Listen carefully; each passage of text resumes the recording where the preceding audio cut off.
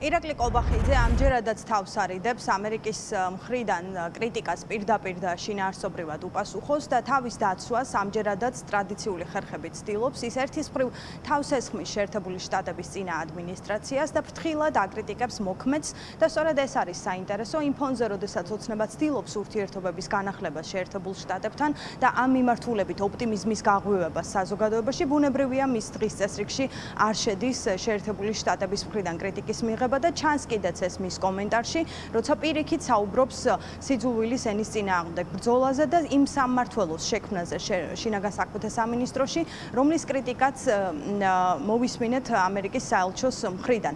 ოპოზიციისთვის ეს კიდევ ერთი დასტურია, რომ ქართული ოცნება ცდილობს შექმნას ილუზია, თითქოს ის შეერთებულ შტატებთან ურთიერთობის განახლების მოსურნეა. ის არაპირებს კონკრეტული პირობების შესრულებას იმისთვის, რომ შტატებს სურდეს სტრატეგიული პარტნიორობის აღდგენა საქართველოსთან და ოპოზიციურ პარტიებში ასევე გვეუბნებიან, რომ ქართული ოცნება მხოლოდ იმიტომ საუბრობს ამერიკის შეერთებულ შტატებთან ურთიერთობის განახლებაზე, რომ მან საკუთარ ამომრჩეველშიც ვერ გააჩინა ანტიამერიკული განწყობები. ჩვენ მოვიპოვეთ შოკი. ურთიერთობის დალაგება რეალურად უნდათ, მაგრამ უნდათ ისე, რომ თვითონ არაფერი არ შეცვალონ თავიანთ ქმედებებში და თავიანთ ნაბიჯებში. მათ უნდათ, რომ იყვნენ არადემოკრატიულები, ხალხს იჭერდნენ Facebook-ზე პოსტის გამოქვეყნების გამო, ტროტუარზე დგომის გამო და ამავდროულად ამერიკის შეერთებულ შტატებთანაც ჰქონდეთ კარგი ურთიერთობა. მათ იციან, რომ ანტიდასავლური პროპაგანდა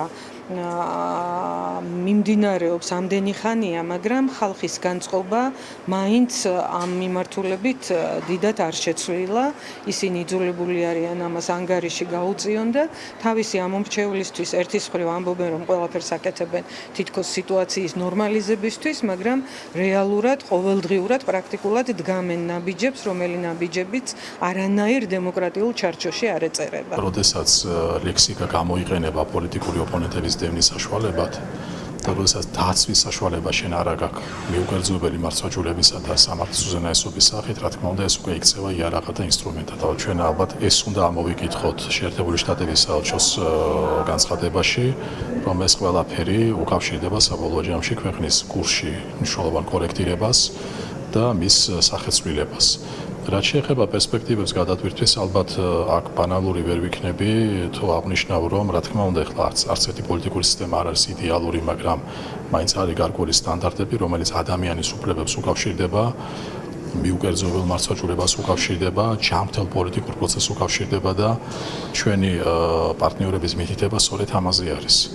და ამ ვითარებაში, რა თქმა უნდა, შენ თან ერთს ამბობდე და მეორეს აკეთებდე და ფიციმცამს და ბოლო მაგვირებდე, რა თქმა უნდა, ამ ვითარებაში გადატვირთვის მოლოდინი ძალიან მცირე შეიძლება გქონდეს. Სამბუნებრივი კრიტიკა იყო და ამერიკის შეერთებული შტატებიც არ ჭირდება ჩვენ ქვეყანაში მოქალაქეების უდიდესი ნაწილისთვის, ისედაც კომიკურია, სასაცილო და მიუღებელია, რომ ადამიანის Facebook-ზე რაღაც პოსტების გამო აჯარიმოდნენ, აკავებდნენ და იარაღად იყოს გამოყენებული სიტყვის თავისუფლების შესაზღვრად.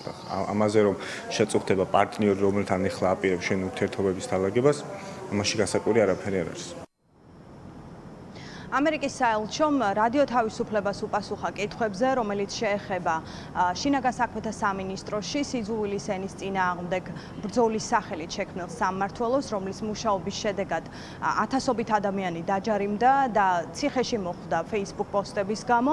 შეერთებული შტატების დიპლომატიური მისია წერს და პასუხობს, რომ შეერთებული შტატებისთვის სიტყვის და გამოხატვის თავისუფლება ფუნქციონირებადი საზოგადოების ფუნდამენტია და რომ ამას იზიარებს ტრამპის ადმინისტრაცია და რამდენიმე დღის შემდეგ ამერიკის საელჩოს პირველად უპასუხა ირაკლი კობახიძემ, პრემიერ-მინისტრი გაუგებარს უწოდებს ამერიკის საელჩოს ამ კრიტიკას, ამბობს, რომ ეს მათი საქმეა და რომ ისევ ინარჩუნებს ქართული ოცნება ოპტიმიზმს, რომ ურთიერთობა შეერთებულ შტატებთან განახლდება, თუმცა ამავე კომენტარში პრემიერ-მინისტრის განცხადება ცხადყოფს, რომ სახელმწიფო პარტია არ აპირებს ამ კრიტიკის გათვალისწინებას და შესაბამისად სამმართველოს გაუქმებას, რადგან მედიასთან საუბრის დროს ირაკლი კობახიძე ისევ საუბრობდა, რამდენად საჭიროა ამ სამმართველოს საქმიანობა შინაგან საქმეთა სამინისტროში.